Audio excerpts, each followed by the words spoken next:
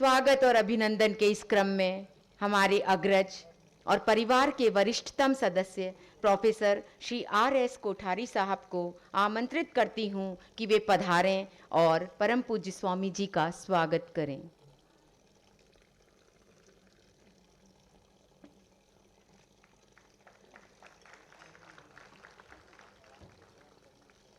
इस हर्ष और उल्लास में यहाँ राजस्थान उच्च न्यायालय के सभी न्यायाधिपति गण पधारे हुए हैं। मेरा निवेदन है वरिष्ठतम महेश शर्मा साहब से कि वे पूज्य स्वामी जी महाराज का अभिनंदन करें।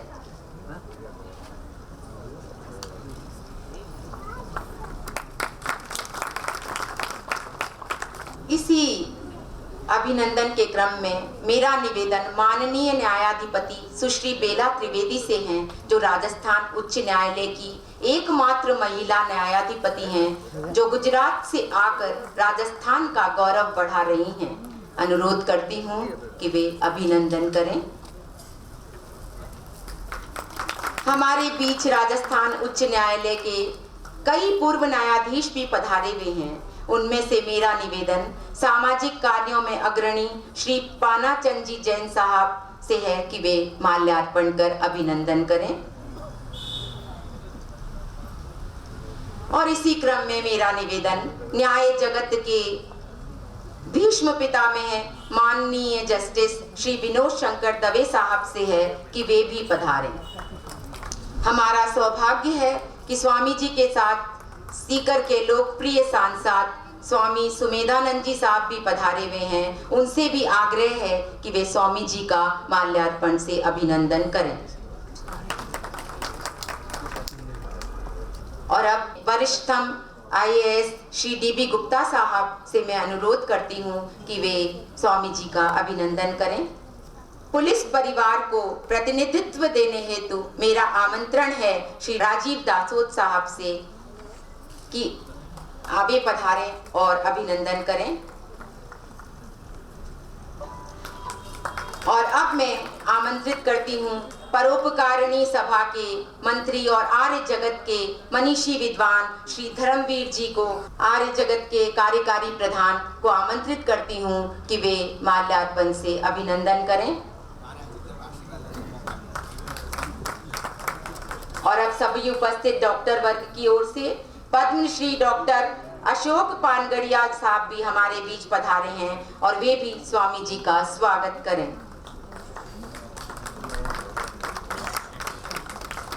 राजस्थान में ETV को अपरिमित ऊंचाइयों पर पहुंचाने वाले श्री जगदीश चंद्रा साहब से मेरा विनम्र अनुरोध है कि वे अभिनंदन करें। प्रखर समाज सेवी पूर्व IAS DR मेहता साहब से मेरा विनम्र अनुरोध है कि वे पधारें और अभिनंदन करें। आप महावीर विकलांग समिति के चेयरमैन भी हैं। इस श्रृंखला के अंतिम पादान पर मेरा निवेदन लोकायुक्त सचिवालय के प्रमुख सचिव श्री PK जैन से है कि वे भी पधारें।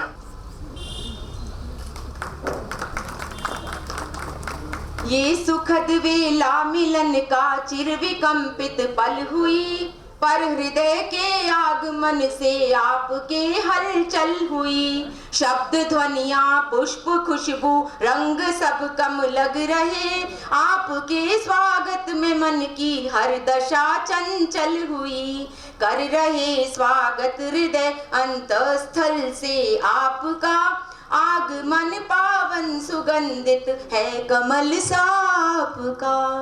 5 पीढ़ियों से हमारा परिवार आर्य समाज के सिद्धांतों व आदर्शों पर चलने का प्रयत्न करता रहा है। मेरे पिता श्री धर्म सिंह साहब कोठारी का नाम आयुर्वेद और आर्य जगत में परिचय की अपेक्षा नहीं रखता।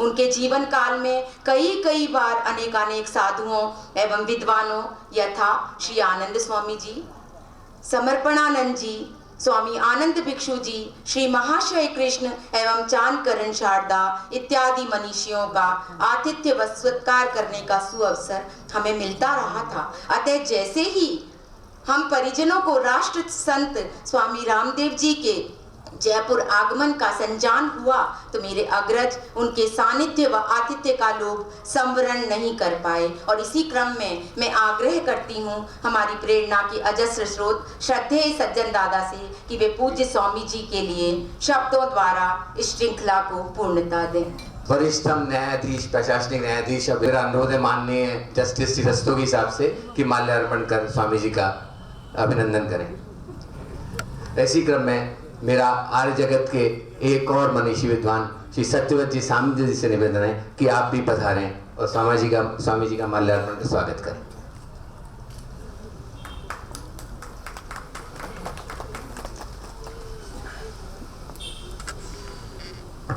पूज्य स्वामी जी एवं सभी आप लोगों की गरिमा में उपस्थिति में मैं स्वयं को बहुत सौभाग्यशाली मानता हूं कि आज मुझे मानवता की सेवा में रत एक महान सन्यासी का स्व आवास पर स्वागत करने का सुअवसर मिला है।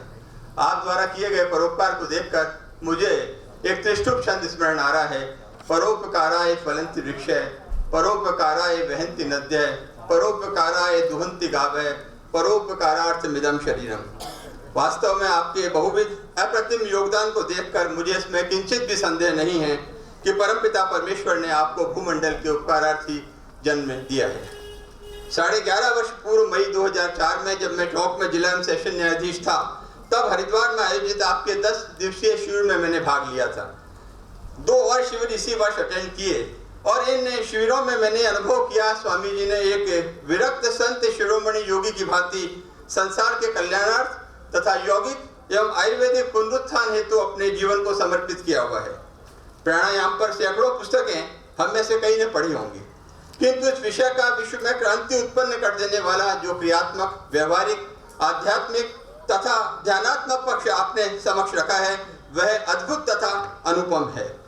आपने अत्यंत उपयोगी योगासन तथा पूर्णतः निरोग रहने की विधियां विस्तार से बताते हुए आप वेदों, उपनिषदों, आयुर्वेद, योग दर्शन, गीता आदि ग्रंथों के गूढ़ रहस्यों को सरल भाषा में समझाते हुए जन जन को जीवन के लिए परमावश्यक योग व संस्कारों की शिक्षा दे रहे हैं। आपके चिंतन से हम निरंतर लाभान्वित हो रहे हैं। अंधविश्वासों से दूर रहकर सत्कर्म तथा पुरुषार्थ कर निरंतर विश्व नियंत्रण से जुड़े रहने का सरल मार्ग बताकर आप अपने शिविरों में सबके जीवन को सुरभित करने वाला अमूल्य उपहार दे रहे हैं। कई उपादेयतापूर्ण प्रकल्पों के साथ साथ आचार्य कुलम, वैदिक गुरुकुलम आदि की स्थापना एवं इनका उत्कृष्टतम संचालन तो आदर्श संस्कारों के साथ पूरी एक नई पीढ़ी तैयार करने की अनूठी योजना है। आपकी दूरदृष्टि तथा अपार कार्य क्षमता का ही परिणाम है कि प्राचीन तथा अर्वाचीन के श्रेष्ठ को समाहित करती तथा गुरुकुल की गौरवमयी परंपरा को पुनर्जीवित करती आचार्य कुलम श्रृंखला का लाभ राजस्थान की राजधानी को भी प्राप्त होने का स्वप्न साकार होता दिख रहा है। आप द्वारा हाथ में लिए जा रहे नित्य नूतन शिव संकल्पों का यह जो सफल क्रियान्वयन हम सब देख रहे हैं वह जन जन के दुख निवारण, स्वास्थ्य लाभ तथा व्यक्तित्व उत्कर्ष में परिणित हो चुका है। आप पुरुषार्थ की पराकाष्ठा के साथ अहर्निश श्रेष्ठ एवं पुण्य कार्यों में संलग्न हैं। वर्तमान परिप्रेक्ष्य में ऐसे व्यक्ति बिरले ही दिखाई देते हैं जिनके जीवन में सफलता तथा सार्थकता का श्रेष्ठतम समन्वय हुआ हो। तो आपके रूप में एक ऐसे आर्य संत का सानिध्य पाना जिसने परोपकार, मानव सेवा तथा सार्थकता को लक्ष्य बनाया हो, हम सब के लिए सौभाग्य की बात है। आपका योगदान जन जन की स्मृति के चित्रपटल पर एक उज्ज्वलतम प्रशस्त सेवा क्षेत्र में अग्रणी के रूप में अंकित हो चुका है। किंतु इस अभूतपूर्व योगदान, विद्वत्ता तथा सेवा का अभिमान आपके सरल हृदय को स्पर्श नहीं कर सका है। मुझे शिविरों के दौरान निरंतर आपकी विनोद प्रियता व सरलता के दर्शन हुए हैं।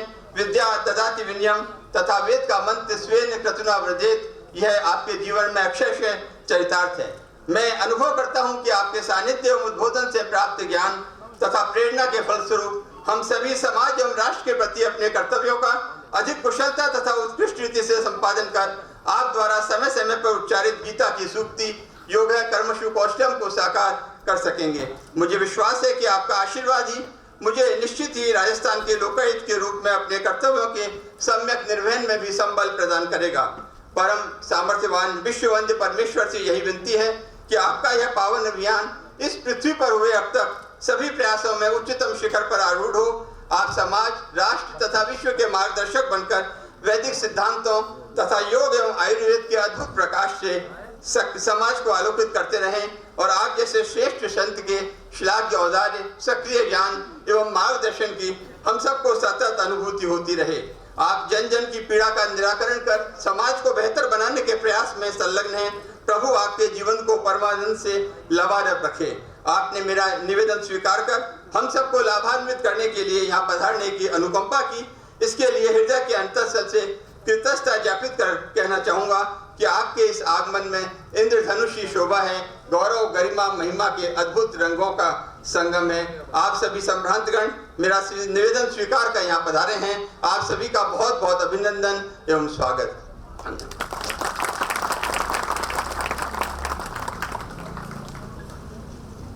मलय गंध से आप पधारे, सुरभित हो गए हृदय हमारे, हर्षित होते स्वागत करते, धन्य भाग जो आप पधारे। और अब कोठारी परिवार का सबसे प्यारा नन्ना मुन्ना दुलारा बाल सुमन, हमारा सुपौत्र आदित्य कोठारी हृदय का उल्लास अभिव्यक्त करने को आतुर है। स्वामी जी के सम्मान में आए और अपने खिले खिले उत्साह को अभिव्यक्ति दे। प्राणायाम और योग का संदेश जिन्होंने पूरे विश्व में फैलाया, जिनके हृदय में हम बच्चों के प्रति प्रेम का सागर लहराता है, ऐसे पूज्य स्वामी जी के श्री चरणों में मैं अपना सादर प्रणाम समर्पित करता हूँ तथा यहाँ उपस्थित सभी पितामह तुल्य गुरुजनों को आदर सहित नमन करता हूँ। यह मेरे बचपन का सौभाग्य है कि मुझे आज आपके समक्ष वैदिक संस्कृति के मूल्य संदेश प्रस्तुत करने का अवसर मिला है। तो आइए वेद मंत्र सुनिए। ओम विश्वानि देव सवितर्दुरिता परासुव यद्भद्रं तन्नवासुव। उपनिषद का संदेश सुनिए। वेदांत विज्ञान सुनिश्चितार्था संन्यास योगाद्यतये शुद्ध सत्त्वा ते ब्रह्मलोकेषु पुरांत काले परामृता परिमुच्यन्ति सर्वे। गीता का संदेश सुनिए। तपस्विभ्योऽधिको योगी ज्ञानिभ्योऽपि मतोऽधिकः कर्मेभ्यश्चाधिको योगी तस्माद् योगी भवार्जुनः। मनुस्मृति सुनिए। अर्थ कामेश सक्तानां धर्म ज्ञानं वृधीयते धर्मं जिज्ञासमानानां प्रमाणं परमं श्रुति। हम बच्चों का संकल्प है। ओम ध्वजा को लेकर कर में भर दे वेद ज्ञान घर घर में, सुबह शांति फैले जग भर में, मिटे अविद्या की अंधियारी, जयति ओम ध्वज व्योम विहारी, जयति ओम ध्वज व्योम विहारी।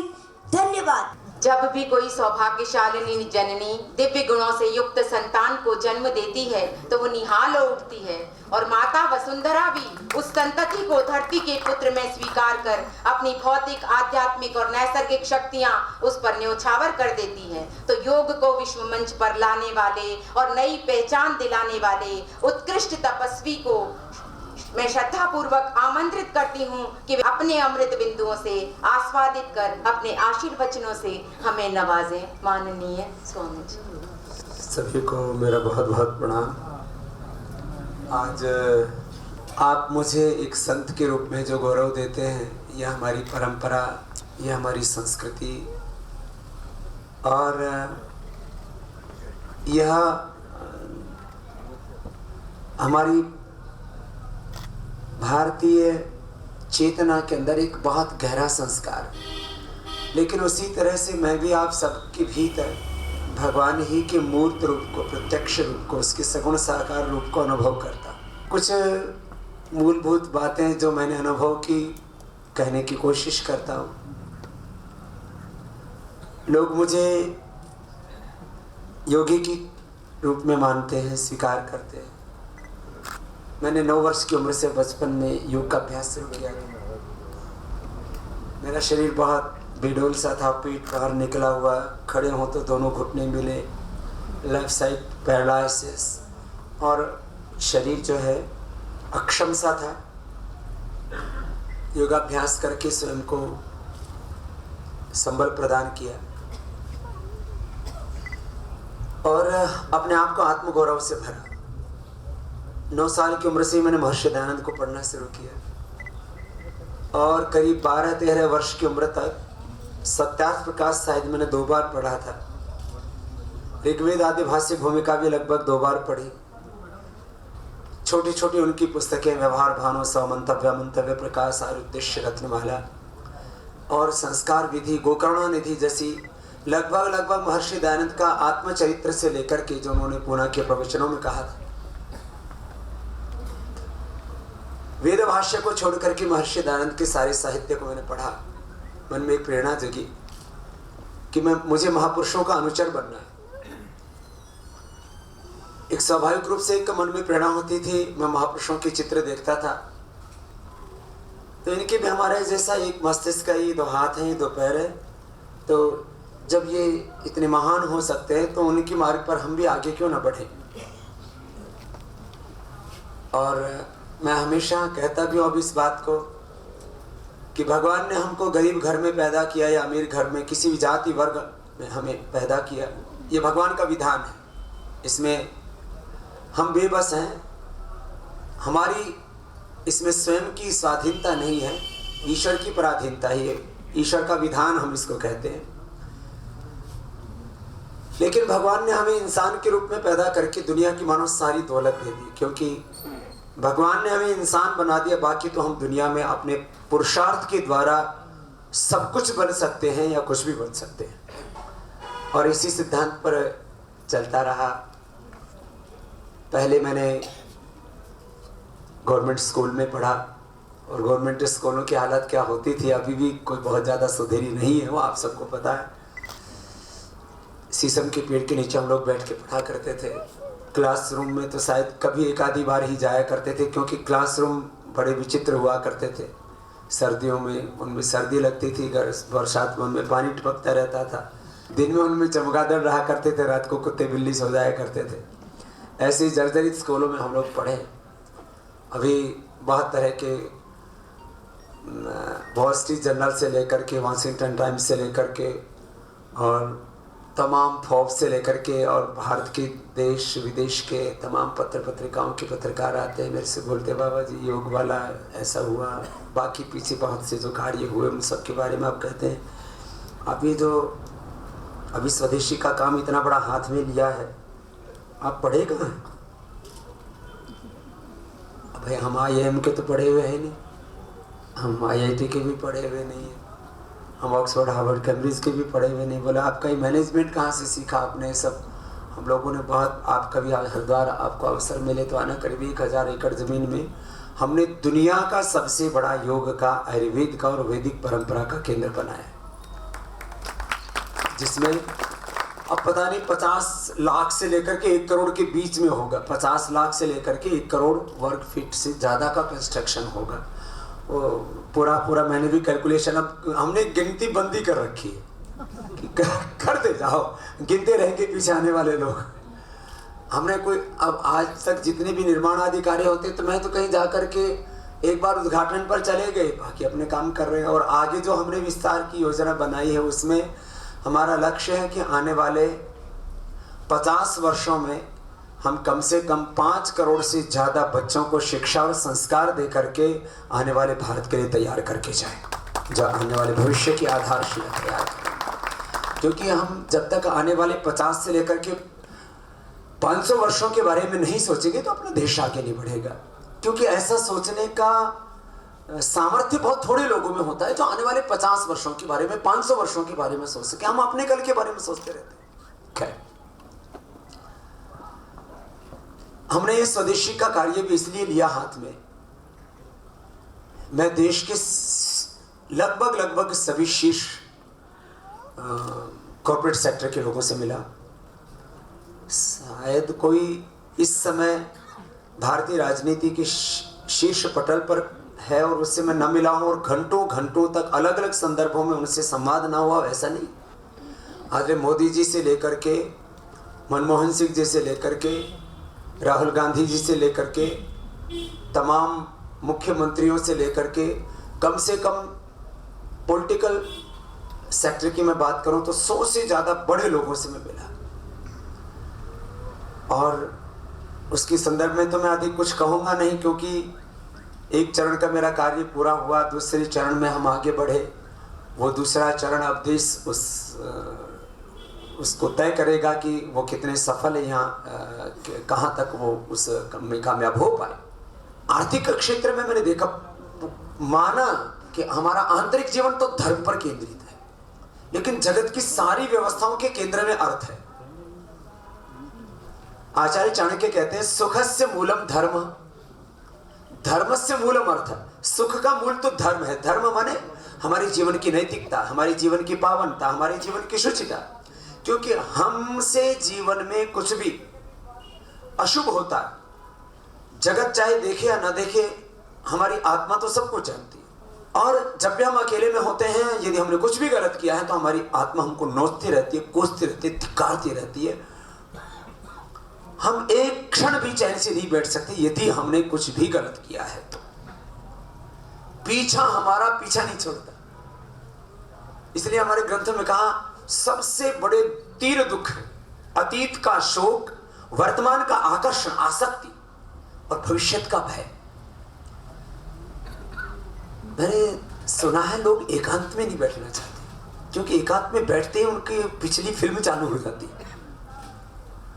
एकांत का सामना वही व्यक्ति कर सकता है जिसका अतीत निर्दोष रहा, और वर्तमान में एकांत में वो व्यक्ति बैठ सकता है जिसका किसी से अविवेकपूर्ण आकर्षण ना हो।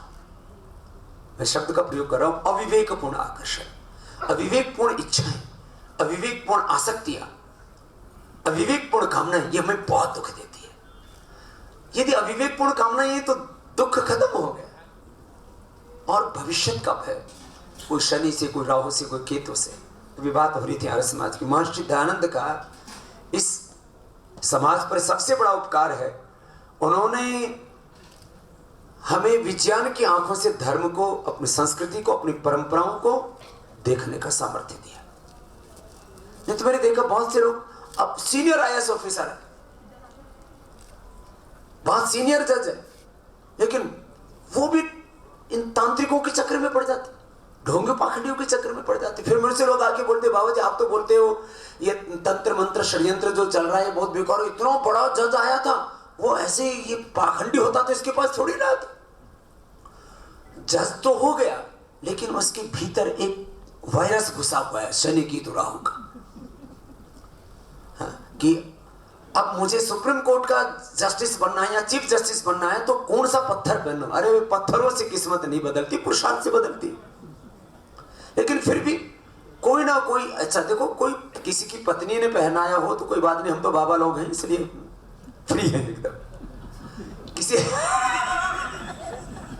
किसी का वो जो है संबंधों के तौर पर कोई अंगूठी अंगूठी पहनी हो तो अलग बात। बाकी ये स्टोन पहनो, ये स्टोन पहनो, ये स्टोन पहनो।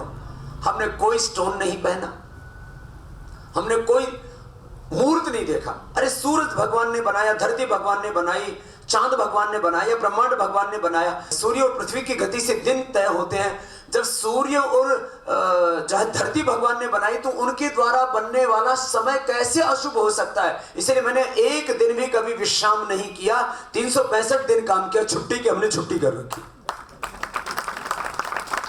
लोग मुहूर्त देखते रहते, आज शुभ घड़ी कौन सी है, शुभ मुहूर्त कौन सा है। अपने मन में जब प्रसन्नता है तभी हमारा शुभ है, और अपने मन में अप्रसन्नता आने मत दो तो 24 घंटे हमारे शुभ है। बिल्ली रास्ता काट गई तो क्या करें? अरे बिल्ली रास्ता काट गई तो उसको पहले जाने, तो तुम बाद में चले जाओ। अब ये अब बताओ, इसमें अपशकुन हो गया। अरे भाई एक बिल्ली आ गई ना सामने से, कोई शेर आ गया था क्या? छींक आ गई तो क्या करे? अरे छींक आ गई तो कपाल भाती अनुलोम विलोम कर। अब इसमें छींक आ गई तो क्या करे? अब इस अच्छा छींक आ गई जी, अब शकुन हो गया, अब शकुन नहीं हो गया, तेरा साइनस बढ़ गया है, थोड़ा प्राणायाम कर ले, गिलोय घनबट्टी खा ले, गिलोय का काढ़ा बना के पी ले, इम्यून पावर थोड़ी स्ट्रॉन्ग हो जाएगी। 100 ग्राम बादाम, 20 ग्राम काली मिर्च, 50 ग्राम खांड पाउडर करेंगे, 1 चम्मच रात को दूध से ले ले, साइनस एकदम ठीक हो जाएगा। यह सूरज मैदान की बात है। हो गए होंगे कितने साल, 12-13 साल हो गए। हाँ, तो 13 साल के करीब हो गए। तो एक बहन आई, बोल बाबा जी ये काली मिर्च, बादाम और खंड वाला प्रयोग तो इतना जबरदस्त है, मेरा सिर वो रिकॉर्डिंग है मेरे पास तो अभी भी, मेरा सिर पिलपिला हो गया था ऐसे, यहाँ ऐसी में हाथ लगाओ तो ऐसे पिलपिला, जैसे छोटे बच्चों का यहाँ का बाल थोड़ा कोमल होता है ना ऐसे। तो बोले बाबा जी ये मैंने प्रयोग किया, मैं तो ठीक हो गया। लोग बिना मतलब कि जो है उसमें पड़े हुए भ्रांतियों से बाहर निकले हैं। और भगवान के नाम पर कितनी दुकानदारी, भगवान के नाम पर कितनी भ्रांतियां, भगवान के स्वरूप को लेकर के